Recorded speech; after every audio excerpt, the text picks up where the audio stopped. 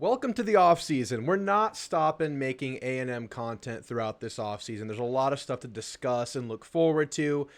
It's time for players to go to the factory, go to the shop, and start sharpening their tools.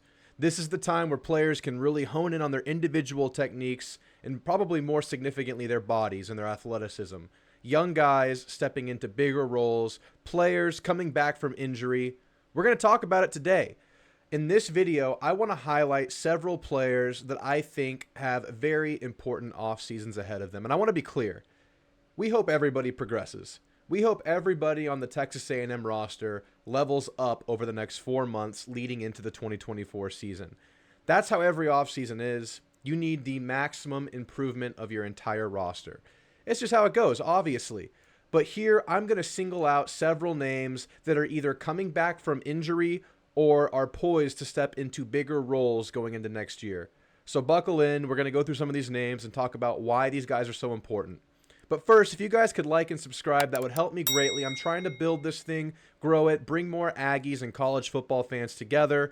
If we grow during the offseason, we're going to have even more fun during the regular season. I can't wait to see what this community becomes. You guys have been great in the comments, in the chat, in the live show, calling in on the live show. I feel like I learn more from you guys than reading articles about the team or looking at some insider stuff. I learn a lot just in these discussions and breaking down this team with you guys. So if you guys want to jump on board, like and subscribe, that would be great. We're going to keep growing this thing. So like I said, we're hoping for growth everywhere. Every single player on this team needs to improve, but I'm going to single out a few names, and we're going to start with the offensive side of the ball. So these first three or so are probably extremely obvious candidates for saying they have an important offseason ahead of them. I'm going to loop these first two together. Noah Thomas and Le'Veon Moss. These two guys, they had injury-riddled last seasons, and for Moss, the last couple seasons. Noah Thomas last offseason was the spring MVP. We saw him play really well early in the year, only to go down with injury and never really return to his full self throughout the duration of the year. This spring game, we saw a healthy Noah Thomas, and Coach Elko said that he got healthy over the course of spring, and to me, that means more so than health, confident. Because whenever you're injured, you need to regain confidence that you're able to plant, push, and be your full self off of that injured extremity. In his case, it was a foot. So for Noah and Moose, I think it's very clear that Colin Klein and this offense want to feature these two guys, need to feature these two guys. Noah Thomas as a potential wide receiver one we saw in the spring game. He was used in the short game in RPOs and handoffs, as well as the typical route running, red zone threat, jump ball threat that we know him to be. He's also pretty lethal with the ball in his hand, and to be able to cut, to be able to be himself, he needs to be 100%, and it looks like he is. So the name of the game for Noah Thomas is to be continue to strengthen, continue to build that confidence, and maybe take himself to that next level because the sky's the limit. I saw a mock draft right after the actual NFL draft last week that had Noah Thomas as the 15th projected pick in next year's draft. Now, I don't know about all that, but we know what possibly could lie ahead from Noah Thomas with a healthy season, with Conor Wigman, with the new look offense, with hopefully an improved O-line. More to come there. With Moss, that's a potential RB1 of the future for Texas A&M for the next 2 seasons. We've seen what this guy can do when he's healthy. He rumbles, he rocks, he's an extremely powerful runner. He pushes bodies forward. He's a power runner, but he's not just a power runner. He has very, very good speed. He has very, very good acceleration. To me, when I look at this team, I see Le'Veon Moss as the bell cow, as the guy that can take maybe a majority of the carries, where Ruben Owens can be maybe your change of pace back, maybe your one cut back once the defense is a little bit worn down, because we know what Ruben Owens can do in the open field. We saw it in the spring game. We saw it at times last year. We saw him steadily improve last year. Now, he's one that could probably be on this list, but I'm singling out Noah and Le'Veon because of the previous injuries. These two guys need to be healthy for the duration of the season next year. Now, that's asking a lot from a player in football, but these are two guys that I think Tommy Moffitt needs to really, really hone in on this offseason, and I'm sure he will. I'm saying that he needs to. They know that. They don't need to hear me say it, but I'm just bringing it up for you guys. Now, I'll take this moment to say that, yeah, Tommy Moffitt's at the helm of this whole offseason program. That's someone that I think we can trust to actually make significant strides with the team. It's a guy that has a proven track record, a guy that has been proven to adapt with the times, with the new information, the new science in the world of body and training. We're really confident that these guys can progress under Tommy Moffitt. So moving on, Conor Wigman. Is this obvious enough. I mean, the reason I separated him from Noah and Moose, because those are two injury guys, I think Conor, unlike them, is much farther from 100%. So we saw in the spring game, healthy enough to play, healthy enough to go out there, healthy enough to get first team reps throughout the duration of spring practice, which is great. He's going to be so much better for having done that rather than sitting out, as a quarterback especially. So we're very, very happy that that happened, but we know he wasn't 100%, and I don't think that should have surprised anyone. I don't really think it did. But if we got that Conor Wigman week 1, we won't. We wouldn't feel very good about our chances. So we know he's going to progress, but to what level? And I'm not just talking about the ability to get up and go, the ability to take off like we know he has, or the ability to improvise like we know he has. I'm talking about confidence as well. Confidence to step up into his throws, confidence to trust his mechanics, trust his body, and really let that autopilot that you're really cultivating in practice take over on the field, because we maybe saw a little hitch in all of that in the spring game. To be expected, this is all expected stuff right here, but we need to see the progression. So if we get 100% Conor Wigman week 1, we're feeling great, but will we? So that's a big question I'm looking at. Moving to the offensive line that I hinted at earlier. Did I even need to hint at it? Everybody on the offensive line needs to grow, but I'm going to single out 3 players. I'm going to loop the first 2 together. Demetrius Crownover and Ruben Fothery, the right tackle position. To me, the guard position is in pretty good hands. You have Cam Dewberry coming back, who we didn't see in spring. He's someone you could probably throw onto this list who's been playing injured, but we've seen what he can be before the second half of his freshman year where he took over in that guard position. He played really well. Last year, from reports, he played the whole year, kind of nicked up and injured, more so than a typical nicked up player, because everybody's nicked up in football. But he was playing hurt last year, and we didn't see him in spring. So Dewberry's a big deal. But I'm confident in Dewberry. I think Basantis looks really good at guard. He looked really good in the spring game. And we know we have a left tackle in Trey Zune. But the right tackle, to me, is still a position of question for this team. Major position of question. There's questions everywhere, but specifically right tackle. We're going to have a hell of a battle in fall, I predict, between Crownover and Fothery. And based on their most recent performances, these guys are still very inconsistent. For Fothery, we've seen him at his best his freshman year. We saw what he did to Will Anderson and Kyle Field in that amazing, amazing night. But he hasn't looked the same since that season. Last year, played very, very, very limited reps, possibly stemming from the fact that he got injured right at the end of spring practice the year before, never really got back to his full capabilities, coupled with what you would probably say was mediocre coaching at the offensive line position. We really hope that Fothery can get back to form. Crownover's there too, and what we've seen from Crownover is really good flashes at times, but really bad play at times too. Just a very inconsistent player, a player coming in as a tight end who moved to tackle, prototypical tackle build, just a huge, long player, a guy with NFL body potential, but a guy that changed positions, and that shows. So we always deemed him as a long-term project. Everybody that looks at this team saw Demetrius Crownover as a 4-year, multi-year project to get to what he could be. Is this the year he takes the step? Is this the year he gets there? This offseason is going to play a major role, because in the spring game, same thing. We saw some really good blocking from Crownover, but on the same hand, we saw some really bad whiffs. So what's it going to be? Between these two, you got to find one. And I'm glad we have a couple of guys that are out there fighting for it, and you don't just have one option. It's like, okay, Fothery better be healthy or we're not good. You have 2 options here. I find a little bit of solace in that fact.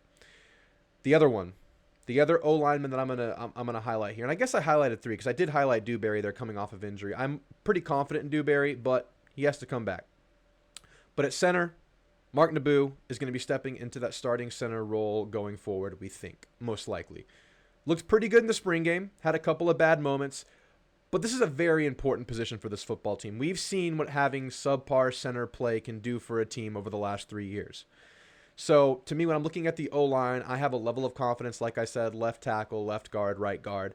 But center and right tackle, if you're deficient there, you're not going to have a good O-line. You can't Band-Aid those 2 positions. You can't do it with 3 guys that are like playing consistently and 2 guys that aren't. So while I do have more confidence in Nabou than Crownover or Fothery to get to that status, we got to see it, and this is a big offseason for Mark Nabou. It's time for him to step up into that role. Now, here on my notes, I have 2 tight ends highlighted, Jaden Platt and Theo Mellon-Nordstrom. But I'm going to revise this, the entire tight end room. because you also have Trey Watson out of Fresno State, who turned heads in spring before going down before the spring game, so we didn't get to see him. And then obviously Donovan Green, the good Aggie. So I thought Platt and Orstrom really struggled blocking defensive ends in the bowl game. I mean, in the spring game, sorry. Blocking in general, but mostly against the defensive ends. I think Theo Orstrom is becoming the kind of guy who I see more as a possession tight end, less of a blocking tight end. He has that longer, lankier build for a tight end. He could prove me wrong, but that's what I see for him. And Platt is still just a young, raw guy. We really need Green and Watson to be healthy going into next year. Because if you're going in with Platt and Orstrom, that's a lot of learning on the fly you're gonna have to throw out there. That's a lot of uncertainty. There's uncertainty across the board. Obviously, it's college football. Every year there's uncertainty. But I'd feel so much better if you have Green and you have Watson out there and you have Platt and Orstrom out there behind them playing some meaningful reps, but not being relied on down to down. So for all the tight ends, if you don't get those two guys back, this is a weakness on the team. You can't go out there with only Platt and Orstrom. Now, maybe by mid-year, those guys are serviceable, good players, but starting the year the way the season does, it could be an issue. So I'm hoping that whole tight end room really progresses this offseason. We don't know where Donovan Green is in his progression. We don't know where Trey Watson are. So, come on, tight end room. It could be a major strength for this team, but this is a major swing piece on the team right here, in my opinion. The last offensive guy I'm going to highlight here is a guy who we haven't seen much of, but we know has been around for a while now, and that's Micah Tease. In this receiver room, we know is just short on bodies. And Micah Tease is the one guy that's there who has experience in this program, who's coming back, and is maybe poised to enter a rotational role. So I don't know to what level we would rely on a Micah Tease right now. We don't know what we're going to do in the portal through the end of this spring window. We know A&M is targeting receivers like crazy. Coming up short a couple times, really frustrating. But there's a really good chance we're going to have to rely on Micah Tease, a guy who has not been relied on in the past at all. This guy has a big offseason ahead of him too, in my opinion, just because it's possible. He's stepping in from a bench role to a rotation role in the SEC. So that's always a big deal. So throw Micah Tease on this list. So that's going to cover it for my offensive guys who have a big offseason ahead of them, who we need to see progress or get healthy throughout this offseason. Add any guys that I missed. So what are some guys you're keeping an eye on? Maybe when it comes to some of the fall glimpses we get that you're looking to see, okay, where is this guy in his progression? These are my guys. I want to hear yours. Moving on to the defensive side of the ball. There's a couple of areas I'm really focusing on here, and that's going to be defensive tackle and linebacker. And there's a couple other guys I sprinkled in here too. But to me, filling in for Edgerrin Cooper, filling in for McKinley Jackson, filling in for some of the guys that transferred out of the defensive line like Isaiah Rakes, this is a big deal because A&M doesn't have a lot of those run-stopping lane cloggers on the team right now. You have a bunch of guys that are either stepping into bigger roles, but you don't have any of those like 325-pound behemoths that you throw out there on first down like a McKinley that just go out there and occupy two blockers, blow guys back, and blow up running lanes. So I'm banking on a couple guys to develop here. So first and foremost, DJ Hicks. We saw him in the bowl game. We saw him in very limited stretches last season, usually in mop-up duty besides that bowl game. He's stepping into a major role next year. Whether he's starting or he's in that second wave, he's going to play a lot. In my opinion, in the spring game, he showed he still has a ways to go before becoming like a super reliable SEC defensive tackle. And I don't think he's that far off because we've seen it in stretches last season. This guy was blowing offensive linemen back at times. So we just need to see that progression, that strengthening continue, that technique continue to be polished throughout these next 4 months. I think there's a good chance DJ Hicks becomes that guy in this 4-month span. He's not far off from that status. Another guy in a similar vein, however, this guy has the injury attribute added on top of it. It's Gabriel Brownlow-Dindy. We've been waiting for it for 2 years. Seems like every time we see him out there, he does something positive. But we've seen him out there far too few times. So here's to a good offseason of getting healthy for Gabriel Brownlow-Dindy. We really need this guy to step up. Wasn't healthy for the spring practices, at least not that we saw.